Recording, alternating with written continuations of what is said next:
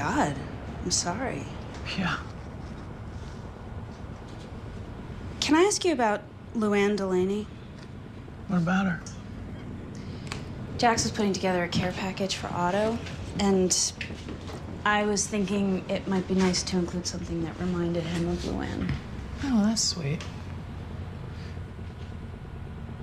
Well, he liked to watch her movies. But I'm guessing they're not gonna let you bring a stack of old videotapes in there. Probably not. Perfume. Otto loved that goddamn perfume. It smelled like common patchouli. It was god-awful. But he wouldn't let her wear anything else. Came in a blue bottle. It's like blue roses, blue violets.